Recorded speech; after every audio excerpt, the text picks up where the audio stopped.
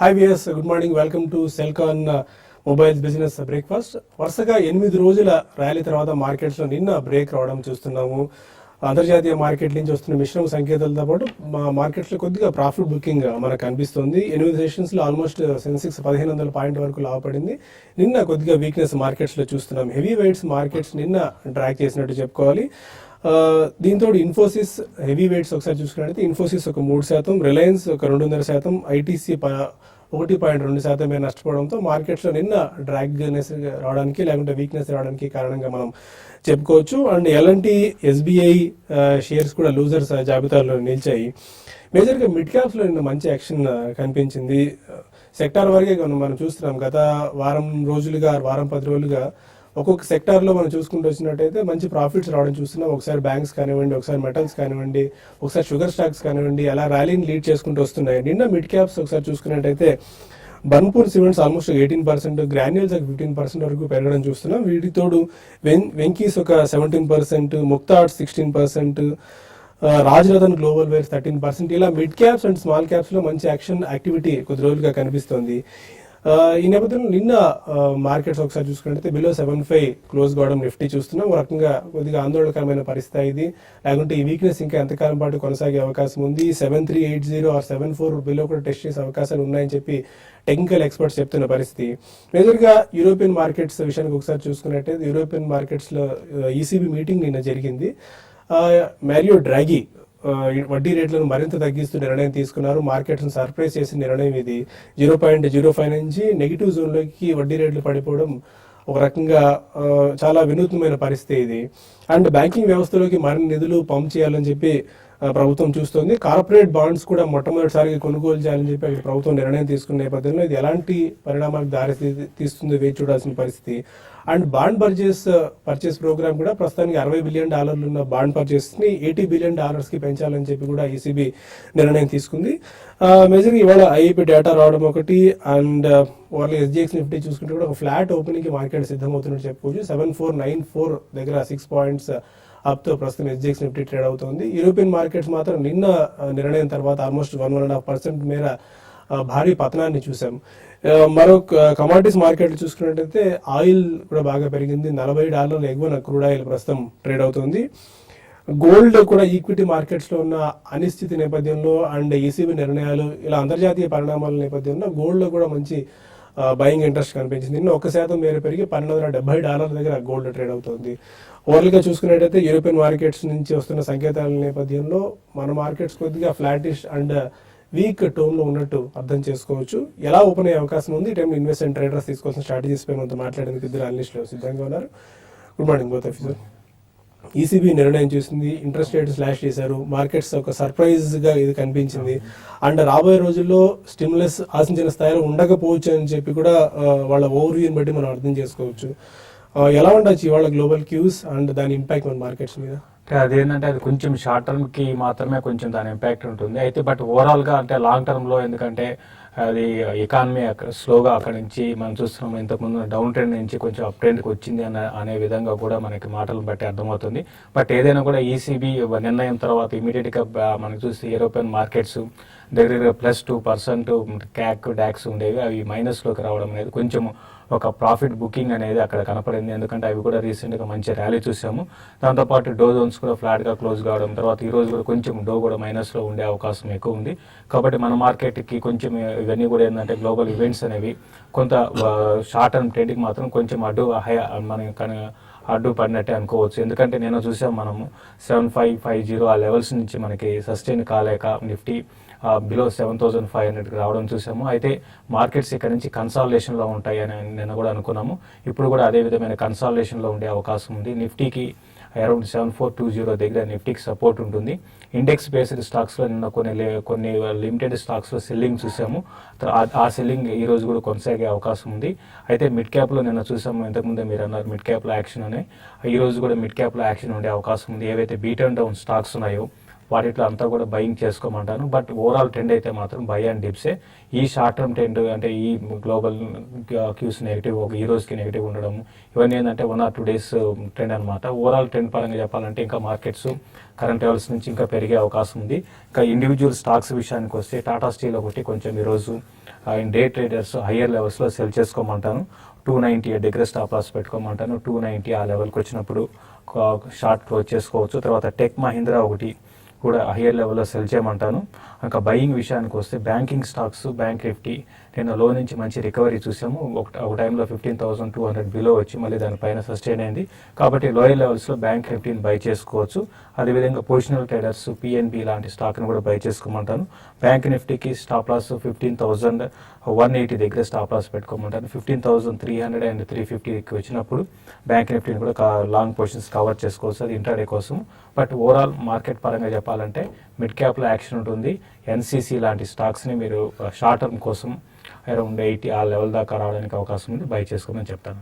Okay Rajan గారు, ఇంతకుముందు మనం డిస్కస్ చేసాం ఒక 1 week 10 days సినారీ ఒకసారి చూసుకున్నట్టయితే సెక్టార్ సైకిల్ అవుతుంది. ఒక రోజేమో మెటల్స్ అండ్ బ్యాంక్స్, ఒకరోజు షుగర్ స్టాక్స్, ఇలా ఒక్కొక్క సెక్టార్లో చర్నింగ్ అవుతున్నట్టు కనిపిస్తుంది. ఎలా ఉండొచ్చు గోయింగ్ ఫార్వర్డ్? మనం యాక్చువల్లీ బడ్జెట్ రోజు నుంచి చూస్తే మనకి 6825 నుంచి ఆల్మోస్ట్ 7483, అంటే almost 500 to 600 points with in 4 days పెరగటం చూసాం. సో గత 4 రోజులుగా చూస్తే కనుక ఇట్స్ ఓన్లీ కన్సాలిడేటింగ్ అని చెప్పొచ్చు. సో నిఫ్టీ అనేది మనకి ఎక్స్టెండింగ్ టాప్స్ ఏదైతే ఉందో అది ఫామ్ అవటం చూస్తున్నాం. So first it was 7505, second day it was 7527, and again నిన్న మనం 7547 దాకా వెళ్ళటం చూసాం. సో ప్రాబబ్లీ ఒక consolidation is very good sign for bulls అని చెప్పొచ్చు. సో ప్రాబ్లీ ఇంకో 1 or 2 days కన్సాలిడేషన్ ఉంటే కనుక ఇక్కడ నుంచి మళ్ళీ నెక్స్ట్ అప్ మూవ్ అయ్యి డెఫినెట్లీ ఉండొచ్చు అని చెప్పొచ్చు. సో ప్రాబ్లీ మనకి 2 gaps ఏవైతే ఉన్నాయో క్రియేట్ అయినాయో ఐ థింక్ అట్లీస్ట్ 1 gap అయితే ఫిల్ చేసే ఛాన్స్ అయితే ఉంది. బికాస్ ఇంత రన్అప్ లో మనకి మీనింగ్ఫుల్ కరెక్షన్ రాలేదు. సో 7380 అండ్ 7406 మనకి థర్డ్ రోజు ఏదైతే గ్యాప్ క్రియేషన్ ఉందో ప్రాబ్లీ అది ఒకసారి ఫిల్ చేసే ఛాన్స్ ఉంది. మేబీ అది ఫిల్ చేసిందంటే అక్కడ నుంచి మళ్ళీ ఫ్రెష్ బయింగ్ వచ్చే ఛాన్స్ ఉంటుంది. సో డెఫినెట్ గా బై ఆన్ డిప్స్ గా చెప్పుకోవచ్చు ఇప్పుడు మార్కెట్. బట్ స్ట్రిక్ట్లీ 7350 కింద ట్రేడర్స్ అయితే స్టాప్ లాస్ పెట్టుకోవాలి. ఎందుకంటే ఒకవేళ దాని కింద క్లోజ్ అయిందంటే ప్రాబ్లీ సెకండ్ గ్యాప్ ఏదైతే ఉందో ప్రాబ్లీ 7308 అండ్ 7235, సో అది కూడా ఫిల్ చేసే ఛాన్స్ ఉంటుంది. బట్ ఏదైనప్పటికీ ఈ స్టేజ్ లో మాత్రం బై ఆన్ డిప్స్ గా విత్ 7350 యాజ్ స్టాప్ లాస్. అదేవిధంగా బ్యాంక్ నిఫ్టీ చూస్తే కనుక ఈవెన్ ఇది కూడా మనకి 5 to 6 days లోనే ఆల్మోస్ట్ 13,400 నుంచి 15,000 అంటే 2,000 పాయింట్స్ దాకా పెరగటం చేసాం. సో లాస్ట్ 5 days గా కన్సాలిడేషన్ మోడ్ లో ఉంది. So probably by on dips ఇది కూడా చెప్పొచ్చు. 15,180 క్లోజ్ అవుట్ అని చూసాం నిన్న bank Nifty. So anywhere between 150 to 200 points పడితే కనుక బై చేయమని చెప్తాను. 14,989 ఏదైతే 5 days లో ఉందో ప్రాబ్లీ దాని కింద ఒక 50 to 60 పాయింట్స్ స్టాప్ లాస్ పెట్టుకుని బ్యాంక్ నిఫ్టీ కూడా బై చేయొచ్చు. ఫైన్. ఇంకా కొంతమంది కాలర్స్ లైన్ లో ఉన్నారు. ఫస్ట్ కాలర్ ధర్మవరం నుంచి నారాయణ. అడగండి నారాయణ గారు. సార్ ఫోన్ లో కొంచెం యావరేజ్ అయితే సార్ అట్లే ఒకసారి రిపీట్ చేయండి నారాయణ గారు. ఎస్ఎఫ్డబ్ల్యూఎల్ 430 కొన్నాను సార్, తగ్గిపోయింది. ఏంటి మీరు టీడబ్ల్యూ అన్నారా? హలో, ఎస్ఎఫ్డబ్ల్యూఎల్ 430 కొన్నాను, యావరేజ్ అయితే అట్లే తెలుసాలని చెప్పి ఓకే అండి. ఎస్ఎస్డబ్ల్యూఎల్ చూస్తే కనుక ప్రాబ్లీ ఒక డౌన్ ట్రెండ్ లో ఉంటుంది చూస్తున్నాం అండి. ప్రాబ్లీ లాస్ట్ 4 months లో 459 నుంచి 284 దాకా పడుతుంది చూసాం. సో గత 1.5 year గా చూస్తే ఈ స్టాక్ 100 నుంచి 450 దాకా పెరగటం చూసాం. సో ఈ స్టేజ్ లో అయితే యావరేజ్ వద్దండి. మేబీ మార్కెట్ కరెక్ట్ అవుతే కనుక 230, 240 దాకా వచ్చే ఛాన్స్ ఉంది. బట్ లాంగ్ టర్మ్ ట్రెండ్ అయితే డెఫినెట్లీ అప్ ట్రెండ్ గానే కనిపిస్తుంది చార్ట్స్ ప్రకారం. సో 230 నుంచి 240 మధ్యలో వస్తే కనుక మీరు యావరేజ్ చేయొచ్చు. అదేవిధంగా ఈ స్టాక్ మనకి ట్రేడింగ్ రేంజ్ అనేది 450 నుంచి మేబీ 250 దాకా ఉండే ఛాన్స్ ఉంది. సో మళ్ళీ పుల్ బ్యాక్ ఏమాత్రం వచ్చి 430, 440 వస్తే కనుక అక్కడ ఒకసారి ఎగ్జిట్ అయ్యి మేబీ మళ్ళీ లో లెవెల్స్ లో కొనే ప్రయత్నం చేయండి. హైదరాబాద్ నుంచి రాము మన కాలం. అడగండి రాము. సార్ గుడ్ మార్నింగ్ అండి. మార్నింగ్ సార్ నిఫ్టీ ట్రేడింగ్ చేసేటప్పుడు ఇప్పుడు ఫర్ ఎగ్జాంపుల్ నేను మొన్న ఒక ట్రేడ్ చేశానండి. 12:30 అప్పుడు నిఫ్టీ ఫ్యూచర్ బై చేశాను సార్. బై చేశాను, ఒక 70 పాయింట్స్ డౌన్ అయింది. డౌన్ అయిన అప్ అయింది. కానీ నాకు నెక్స్ట్ రోజు ప్రాఫిట్స్ లో చూస్తే నాకు ఆ 70 పాయింట్స్ ప్రాఫిట్ రాలేదు. అంటే మా ఫ్రెండ్ అన్నారు అంటే 315 లోపు ఏదైతే ఉందో ఎక్కడైతే ఉందో మార్కెట్ అదే ప్రాఫిట్ ఇస్తాడు అని అన్నాడు. అది ఎంతవరకు నిజమో అసలు ఒక్కసారి ఎక్స్ప్లెయిన్ చేయండి సార్ దాని గురించి. అంటే మీరు బై చేస్తే ప్రాఫిట్ రాలేదా? ఒకటేనంటే మీరు 70 పాయింట్స్ నిఫ్టీ ఫ్యూచర్ లో మీరు బై చేసి ఉంటారండి. నిఫ్టీ ఫ్యూచర్ కి మీకు తేడా చూడండి. నిఫ్టీ ఫ్యూచర్ కి మధ్యకాలంలో దగ్గర 20-25 పాయింట్స్ డిఫరెన్స్ ఉంది. అదొకటి. తర్వాత క్లోజింగ్ బేసిస్ లో అంటే మనకి last half an hour average చేస్తారండి. లాస్ట్ 15 మినిట్స్ కాదు, last half an hour average చేస్తారు. నిఫ్టీ ఫ్యూచర్స్ ఏంటంటే 5 తర్వాతే మనకి భావ కాపీ ఉంటుంది, ఎన్ఎస్సీలో ఉంటుంది. అప్పుడు మనకి క్లోజింగ్ ప్రైస్ తెలుస్తుంది. మామూలు నిఫ్టీ అయితే మాత్రం ఈవెన్ మార్కెట్ అయిపోయిన ఒక 1 మినిట్ 2 మినిట్స్కి యావరేజ్ చేసేసి last half an hour average price చేస్తారు. కాబట్టి మీకు అది last half an hour average ఎంత ఉందో అనేది 5 తర్వాత తెలుస్తుంది. అది మీకు ఈవెన్ మెసేజ్ కూడా వచ్చేస్తుంటుందండి ఎంత ప్రాఫిట్ ఉన్నారని. కాబట్టి మనకి లాస్ట్ క్లోజింగ్ 70 పాయింట్స్ అని కాకుండా ఒక 5-10 పాయింట్స్ డిఫరెన్స్ అనేది ఉంటుందండి. ఓకే, ఇక మరిన్ని కాల్స్ అండ్ ఈమెయిల్స్ తీసుకునేందుకు బిజినెస్ బ్రేక్ఫాస్ట్లో ఒక చిన్న బ్రేక్ తీసుకుందాం.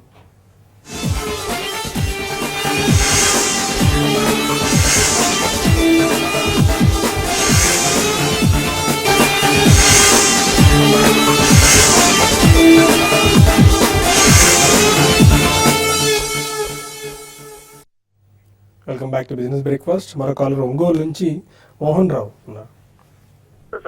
నమస్కారం అండి. సార్ ఆదాయం గురించి చెప్పండి సార్. ఈ రేట్లో అమ్ముకోమంటారా అంటారా? 2 నెలలు టైం ఉంది నాకు. ఓకే, మీరు ఏ ప్రైస్లో తీసుకున్నారండి? నేను ఇది 9.80లో తీసుకున్నాను సార్. ఓకే. రిలయన్స్ చూస్తే కనుక ప్రాబ్లీ ఇది కొద్దిగా సైడ్ వేస్ ఉండే స్టాక్ అండి. లాస్ట్ 4 to 5 months గా దీని రేంజ్ 820 నుంచి 1100 దాకా మనం వెళ్ళటం చూసాం. సో ప్రాబ్లీ ఇక్కడ మీరు 50% అమ్మొచ్చు. 2 months అంటున్నారు కాబట్టి 50% అమ్మి మేబీ నెక్స్ట్ 50% మీరు 1089, 1100 అబోవ్ క్రాస్ అవుతాయి కనుక అక్కడ మీరు సెకండ్ ప్రైస్ పాయింట్ గా అమ్మండి. అదేవిధంగా మీరు 2 months ట్రేడింగ్ లేదంటే ఇన్వెస్ట్మెంట్ అంటున్నారు కాబట్టి స్ట్రిక్ట్లీ 200 day మూవింగ్ యావరేజ్ కింద మీరు స్టాప్ లాస్ పెట్టుకోవాలి. That is around 952.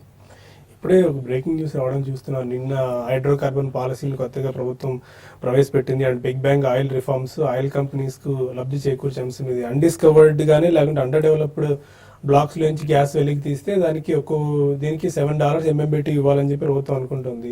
ఇదేమన్నా రిలయన్స్, ఓఎన్జీసీ లాంటి కంపెనీస్ కి గోయింగ్ ఫార్వర్డ్ మంచి డెసిషన్ ఇచ్చే అవకాశం లేకుంటే వాళ్ళ ప్రాఫిటబిలిటీ పెరిగేందుకు ఏమైనా దోహదపడుతుందా? ప్రాబ్లీ ఐ థింక్ అవన్నీ it should come in to reality అండి. ఒకసారి వాళ్ళ ఇన్వెన్షన్స్ ఇవన్నీ రియాలిటీకి వస్తే ప్రాబ్లీ అక్కడ ప్రైస్ మూవ్మెంట్ ఉంటుంది. But most of the things factor అయి ఉంటాయి. మేబీ ఆ రీజన్ తోటి మనం లాస్ట్ 15 to 20 days గా చూస్తే కనుక 880 నుంచి ఆల్మోస్ట్ 1100 దాకా వెళ్ళటం చూసాం Reliance. So almost all the things ఏవైతే ఎక్స్టర్నల్ కానీ ఈవెంట్స్ ఉంటాయో ప్రాబ్లీ అవన్నీ ఫ్యాక్టర్ అయ్యే ప్రైజెస్ నడుస్తూ ఉంటాయి మార్కెట్. ఓకే, కొత్తగూడెం నుంచి మోహన్ మరొకాల. హలో హలో మోహన్ గారు. సార్ నమస్కారం అండి. నమస్కారం అండి. సార్ ఈ రోజు బ్యాంక్ నిఫ్టీ కానీ ఫ్యూచర్స్ లో సేల్ చేస్తే బాగుంటుందా బై చేస్తే బాగుంటుందండి? అంటే మీరు ఈ రోజు విషయానికి వస్తే మీరు బ్యాంక్ నిఫ్టీ కన్నా బ్యాంక్ నిఫ్టీలో కొంచెం యాక్టివిటీ ఉండడానికి అవకాశం ఉంటుందండి. బ్యాంక్ నిఫ్టీ పెరగడానికి అవకాశం ఉంది. కాబట్టి ఏమాత్రం కొంచెం డౌన్ సైడ్ వచ్చినప్పుడు అంటే వీక్ ఉన్నప్పుడల్లా కూడా మీరు బ్యాంక్ నిఫ్టీని బై చేయండి. 15,200 పైన కానీ సస్టైన్ కాగలిగితే బ్యాంక్ నిఫ్టీ 15,300, 350 ఒక 100 పాయింట్స్ రేంజ్ లో ఉండొచ్చు. బట్ ఓవరాల్ గా మార్కెట్ ఇంతకుముందే అనుకున్నాం కన్సాలేషన్ లో ఉంటుంది కాబట్టి ఎక్కువ మిడ్ క్యాప్ యాక్షన్ ఉంటుంది. నిఫ్టీ పరంగా పెద్దగా యాక్టివిటీ ఉండకపోవచ్చు అండి. కాబట్టి మీరు బెటర్ ఏంటంటే బ్యాంక్ నిఫ్టీని బై చేసి అది కూడా ఒక 100 నుంచి 120 పాయింట్స్ పెరిగినప్పుడు మీరు ఇమీడియట్ గా మీరు ప్రాఫిట్ బుక్ చేసుకోమని చెప్తారు.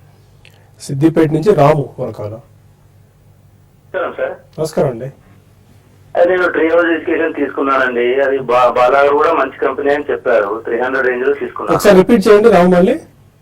Tree house education. Tree house okay. అయితే చాలా పడిపోయింది. ఇప్పుడు 70-80 రూపీస్ రేంజ్ లో ఉన్నది. మరి దాని లాంగ్ టర్మ్ కోసం తీసుకున్నాను.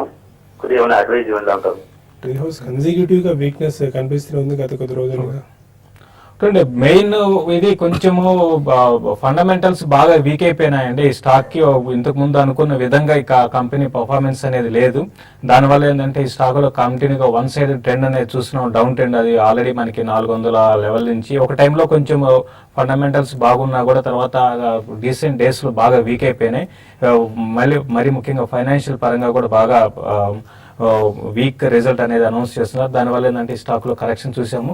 ఇప్పట్లో మళ్ళీ పాత రేట్లు వచ్చే అవకాశం అయితే కనపట్లేదండి. బట్ ఓవరాల్ ట్రెండ్ అయితే మాత్రం ఈ లెవెల్లో కొంచెం అరౌండ్ 60-66 దగ్గర ఆగే అవకాశం ఉంది. మీరు ప్రస్తుతానికి అది హోల్డ్ చేయండి. మళ్ళీ ఏమన్నా కంపెనీలో న్యూస్ ఏమన్నా మనం చూడండి. వచ్చే కొద్ది రోజుల్లో మాత్రం రేంజ్ బౌండ్ ఉండే అవకాశం ఎక్కువ ఉందండి. ఓకే, ఇంకా కొన్ని మెయిల్స్ చూద్దాం. కమాల్ షేక్ అడుగుతున్నారు, రిలయన్స్ ఇన్ఫ్రా కరెంట్ ప్రైస్ లో బై చేసుకోవచ్చా? ఐ థింక్ 2 ప్రైస్ పాయింట్స్ మీరు పెట్టుకోవాలండి. ప్రాబ్లీ స్టాక్ చూస్తే కనుక ఆల్రెడీ 396 నుంచి ఐ థింక్ 523 దాకా వెళ్ళటం చూసాం గత 10 రోజుల్లోనే. సో డెఫినెట్లీ బుల్లిష్ గానే ఉంది ఈ స్టేజ్ లో. మేబీ ఇక్కడ నుంచి కూడా 553, 554 దాకా వెళ్ళే ఛాన్స్ ఉంది. కరెంట్లీ అరౌండ్ 506 ఉంది. 506 నుంచి 490 మధ్యలో ఐ థింక్ బై పాయింట్స్ గా మీరు తీసుకోవచ్చు. 485 స్టాప్ లాస్ పెట్టుకుని for the target of 553. Gopikrishna అడుగుతున్నారు, అమరాజ బ్యాటరీస్ తీసుకున్నారు, ఆల్రెడీ 15% ప్రాఫిట్స్ లో ఉన్నారు. సుజలాన్ తీసుకున్నారు, 25% లాస్ లో ఉన్నారు. ఒక 3 years హోల్డ్ చేద్దాం అనుకుంటున్నారు, ఏం చేయొచ్చు? ఇంకొన్ని స్టాక్స్ యాడ్ చేసుకోవచ్చా? అమర్ రాజా బ్యాటరీస్ మీరు ఎవరీ కరెక్షన్స్ లో మీరు లాంగ్ టర్మ్ కోసం మీరు యావరేజ్ చేసుకోవచ్చు అండి. ఆల్రెడీ ప్రాఫిట్ లో ఉంటున్నారు. మీరు ఎవరీ డిప్ లో కూడా బై చేసుకోవచ్చు. ఇది లాంగ్ టర్మ్ మంచి బాగుండే అవకాశం ఉన్న స్టాక్ అండి. అందులో మీరు 1-2 years అంటున్నారు కాబట్టి డెఫినెట్ గా మీరు యావరేజ్ చేసుకోమంటారు. తర్వాత సుజలాన్ విషయానికి వస్తే సుజలాన్ ఇప్పుడు ప్రస్తుతం అయితే మీకు వీక్ గానే ఉండే అవకాశం ఉందండి. చాలా పెద్ద ఈక్విటీ ఉన్న స్టాక్. అయితే మీరు లాంగ్ టర్మ్ అంటున్నారు కాబట్టి సుజలాన్లో కూడా లాస్ట్ ఒక 6 to 8 months కానీ డెవలప్మెంట్స్ కానీ చూస్తే కొంచెం ఇంప్రూవ్ అయినాయి ఫండమెంటల్స్. కాబట్టి దాని దృష్టిలో పెట్టుకొని సుజలాన్ కూడా మీరు యావరేజ్ చేసుకొని లాంగ్ టర్మ్ కోసం హోల్డ్ చేయొచ్చండి. మదనపల్లి నుంచి నాగరాజ అడుగుతున్నారు, యునైటెడ్ స్పిరిట్స్ కొద్ది కాలం క్రితం తీసుకున్నా అని చెప్పారు. అంటే స్పెసిఫిక్ గా ఏ ప్రైస్ తీసుకున్నారు మెన్షన్ చేయలేదు. ఈ విజయమాలి ఇంపాక్ట్ ఏమైనా కంపెనీ మీద ఉంటుందా అని అడుగుతున్నారు. విజయమాలి ఇంపాక్ట్ ఏమి ఉండకపోవచ్చు అని చెప్పి మార్కెట్ ఇప్పటికీ దాన్ని ఎక్స్పెక్ట్ చేస్తుంది. ఎందుకంటే ఫండమెంటల్ గా దాని ఇంపాక్ట్ పెద్దగా ఉండకపోవచ్చు అని చెప్పి టెక్నికల్స్ ఒకటండి. అంటే విజయమాలి ఇది విజయమాలి వెళ్ళడమే ఇంకా మంచిదండి కంపెనీకి. ఆల్రెడీ మనం చూసాము మేనేజ్మెంట్ అంతా కూడా కొత్త మేనేజ్మెంట్ వచ్చేస్తుంది. విజయమాలి వెళ్ళడం చాలా మంచిది. ఎందుకంటే ఇన్ని రోజులు ఉన్న కంపెనీకి ఈ ప్రాబ్లమ్స్ అయితే ఉన్నాయి అవన్నీ కూడా సాల్వ్ అయిపోతాయి. ఇంకోటి వీళ్ళ మార్కెట్ కానీ చూసుకుంటే 80% మనకి లిక్కర్ బిజినెస్ లో వెళ్తే 80% ఉంది. కాబట్టి డెఫినెట్ గా ఇది లాంగ్ టర్మ్ మాత్రం మంచి బెనిఫిట్ అండి.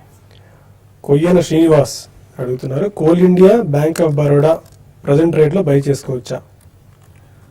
రెండు కూడా వీక్ గా ట్రేడ్ అవుతున్న స్టాక్స్ అండి. దో మార్కెట్ పెరిగితే పుల్ బ్యాక్ వచ్చినా కూడా రెండు కూడా బిలో 200 మూవింగ్ యావరేజ్ ట్రేడ్ అవుతుంది. I think bank of India probably మీరు స్టాప్ లాస్ పెట్టుకుంటే కనుక యూ కెన్ అటెంప్ట్. ఇది 20-day మూవింగ్ యావరేజ్ అరౌండ్ 87 దగ్గర మీరు స్టాప్ లాస్ పెట్టుకోవాలి. కరెంట్లీ 94 ఉంది. సో బ్యాంక్ నిఫ్టీ కనుక పెరిగితే ఇది 99 నుంచి 101 దాకా వెళ్ళే ఛాన్స్ ఉంది. పవన్ కుమార్ అడుగుతున్నారు, Hathway cables and AE engineering fundamentals ఎలా ఉన్నాయి, లాంగ్ టర్మ్ దృష్టిలో ఉంచుకొని తీసుకోవచ్చా? హాత్వే కేబుల్స్ ఫండమెంటల్స్ అంతగా లేదండి. లాంగ్ టర్మ్ కి వీటికన్నా మీకు బెటర్ స్టాక్ ని మీరు సెలెక్ట్ చేసుకోమంటాను. ఇదైతే కొంచెం వీక్ గానే ఉందండి ప్రస్తుత పరిస్థితుల్లో, మీరు అవాయిడ్ చేయమని చెప్తాను. దివ్య యార్లగడ్డ అడుగుతున్నారు, క్యామ్లిన్ ఫైన్ సైన్సెస్ 88 రూపీస్ లో బై చేసుకోవచ్చా, కరెంట్ లెవెల్స్ లో బై చేసుకోవచ్చా? ఈ స్టాక్ చూస్తే కనుక లాస్ట్ 6 to 7 months లో ఇది 121 నుంచి 76 లో ఫార్మ్ అవుట్ అని చూసాం. సో 2 or 3 ప్రైస్ పాయింట్స్ మీరు పెట్టుకుంటే కనుక డెఫినెట్లీ ఎంటర్ అవ్వచ్చు. కరెంట్లీ అరౌండ్ 89 ఉంది. 89 నుంచి మేబీ 76 వరకు you should buy in 2 price points. I think next target దీన్ని మార్కెట్ పెరిగితే కనుక 99 నుంచి 104 దాకా వెళ్ళే ఛాన్స్ ఉంది. చిన్ని అడుగుతున్నారు, 99 షేర్స్ ఫోర్స్ మోటార్స్ 3600 లో తీసుకున్నారు. అప్ మూవ్ నియర్ ఫ్యూచర్ లో ఎక్స్పెక్ట్ చేయొచ్చా, ఆర్ దీని నుంచి వేరే షేర్ షిఫ్ట్ అయితే మంచిదా? ఫోర్స్ మోటార్స్ మీరు హోల్డ్ చేయండి. అంటే ఇప్పుడు ఇన్ని రోజులు చూస్తే మనం ఇండెక్స్ పెరిగింది. ఇక్కడ నుంచి ఏంటంటే మిడ్ క్యాప్ లో స్లోగా, అంటే ఇంతకు ముందులాగా మిడ్ క్యాప్ పెరుగుతాయని అయితే ఎక్స్పెక్ట్ చేయలేము. స్లోగా మిడ్ క్యాప్ యాక్షన్ కూడా ఉంటుందండి. ప్రస్తుతం అయితే హోల్డ్ చేయండి. ఎందుకంటే ఫండమెంటల్స్ చాలా స్ట్రాంగ్ ఉన్నాయి. రిజల్ట్ చాలా స్ట్రాంగ్ రిజల్ట్ అనౌన్స్ చేస్తున్నారు. కాబట్టి నెక్స్ట్ అప్ మూవ్ వస్తే 3200 వరకు వెళ్ళే అవకాశం ఉందండి. గౌరీ శంకర్ అడుగుతున్నారు, 3 లక్షల రూపాయలు ఇన్వెస్ట్ చేద్దాం అనుకుంటున్నారు. బట్ 6 months టైం హోరైజన్ కి, 6 months to 1 year time horizon కి ఎనీ స్పెసిఫిక్ స్టాక్స్ సజెస్ట్ చేస్తారా? ఆ మదర్సన్ సుమి ఎలా ఉంది? మదర్సన్ సుమి అయితే ఒక రేంజ్ బౌండ్ లో ఉందండి. మనం చూసాం 250 ఆ లెవెల్ నుంచి కొంచెం వీక్ అవడం ఉంది. అరౌండ్ 220 దగ్గర సపోర్ట్ ఉంది. ఇది మదర్సన్ సుమికి అడిగారు కాబట్టి. తర్వాత నెక్స్ట్ 6 to 8 months మీకు ఇన్వెస్ట్ చేయాలనుకుంటే మాత్రం ఈ మధ్య కాలంలో బ్యాంక్స్ బాగా వీక్ అయిపోయాయి కాబట్టి బ్యాంకింగ్ స్టాక్స్ లో ఐసిఐసిఐ బ్యాంక్ ని బై చేయండి. తర్వాత ఎల్ఎన్టీ ఒకటి కూడా మీరు కరెంట్ లెవెల్స్ లో మీరు బై చేసుకోవచ్చు. తర్వాత సిప్లా ఒకటి కూడా నెక్స్ట్ 6 to 8 months కోసం మీరు బై చేయమని చెప్తాను. ఎక్కువ శాతం లార్జ్ క్యాప్ స్టాక్స్ లోనే ఉండండి. రవీందర్ అడుగుతున్నారు హన్మకొండ నుంచి, స్మార్ట్ లింక్ నెట్వర్క్ 93 రూపీస్ లో 700 షేర్స్ తీసుకున్నారు. 2 years హోల్డ్ చేద్దాం అనుకుంటున్నారు. యా ఈ స్టాక్ చూస్తే కనుక లాస్ట్ 4 to 5 months లో కొద్ది కరెక్షన్ మోడ్ లో ఉంటుంది చూస్తున్నాం అండి. 109 నుంచి ఆల్మోస్ట్ 70 దాకా వచ్చి కరెంట్లీ అరౌండ్ 80, 98, 99 దగ్గర ఉంది. సో డెఫినెట్ గా కొద్ది స్ట్రాంగ్ గానే ఉంది. మేబీ 1 to 2 years హోల్డ్ చేస్తే కనుక మీరు 140, 160 దాకా వెళ్ళే ఛాన్స్ ఉంది. బట్ ఇలాంటి స్టాక్స్ లో కొంచెం 1 quarter రిజల్ట్స్ బాగాలేకపోయినా కూడా చాలా హెవీగా కిందకు వచ్చే ఛాన్స్ ఉంది. మేబీ ఇలాంటి స్టాక్స్ లో మీరు స్టాప్ లాస్ పెట్టుకోవాలి. కరెంట్లీ అరౌండ్ 77 కింద క్లోజింగ్ బేసిస్ మీరు స్టాప్ లాస్ పెట్టుకుని లాంగ్ పొజిషన్ రన్ చేసుకోండి. శ్రీనివాస్ అడుగుతున్నారు, ఎల్డర్ ఫార్మా 91 రూపీస్ లో తీసుకున్నారు, యావరేజ్ చేసుకోవచ్చా ఆర్ ఎగ్జిట్ అవ్వాలా? ఎల్ఆర్ ఫార్మా మీరు ఇది కంపెనీకి డెట్ వల్ల ఈ కంపెనీ ఏంటంటే ఎఫ్ఎంసీజీ తర్వాత అదర్ ప్రొడక్ట్స్ లోకి రావడం వల్ల ఏంటంటే కంపెనీ బాగా డెట్స్ ఎక్కువైపోయినాయండి. బట్ బ్రాండ్ వాల్యూ మాత్రం చాలా స్ట్రాంగ్ ఉంది. మీరు అంటే నెక్స్ట్ 2-3 quarters చూడండి. నా ఉద్దేశం ప్రకారం యావరేజ్ చేసుకోవచ్చు అండి, ఎందుకంటే బ్రాండ్ వాల్యూ ఉంది. నెక్స్ట్ ఫ్యూచర్ లో మళ్ళీ కొంచెం రిజల్ట్ ఇంప్రూవ్ అయితే మళ్ళీ స్టాక్ పెరిగే అవకాశం ఉంది. మీరు యావరేజ్ చేసుకోమంటాను. వీళ్ళు జనరిక్ బిజినెస్ లో కూడా వీళ్ళు చాలా స్ట్రాంగ్ హోల్డ్స్ ఉన్నాయండి. శ్రీనివాసులు మరో మెయిల్ వచ్చింది, ఆర్కా 54 రూపీస్ లో బై చేయడం గుడ్ బెట్టేనా ఈ ప్రైస్ లో? Probably trading bet is okay అండి. ఐ థింక్ స్ట్రిక్ట్లీ మీరు 50 రూపీస్ కింద స్టాప్ లాస్ పెట్టుకోవాలి. కరెంట్లీ అరౌండ్ 54 రూపీస్ ఉంది. మేబీ మార్కెట్ రికవర్ అయితే కనుక 59 to 60 వెళ్ళే ఛాన్స్ ఉంది. రిస్క్ టు రివార్డ్ బుల్స్ కే ఫేవరబుల్ ఉంది, అటెంప్ట్ చేయొచ్చు డెఫినెట్లీ. ఫైన్. మార్కెట్స్ ప్రస్తుతం ఏషియన్ మార్కెట్స్ చూసుకుంటే మిక్స్డ్ ట్రెండ్ కనిపిస్తుంది. ఎస్జిఎక్స్ నిఫ్టీ కూడా ఫ్లాట్ ఓపెనింగ్ మన మార్కెట్ సిద్ధమవుతున్నట్టు మనం అర్థం చేసుకోవచ్చు. వెరీ ఫ్లాట్ అండి, ఒక 3 to 4 points రేంజ్లోనే ఎస్జిఎక్స్ నిఫ్టీ ట్రేడ్ అవుతుంది. ఇది వాళ్ళ బిజినెస్ బ్రేక్ఫాస్ట్. మధ్యాహ్నం స్మార్ట్ ఇన్వెస్ట్లో మళ్ళీ కలుద్దాం. Stay with us.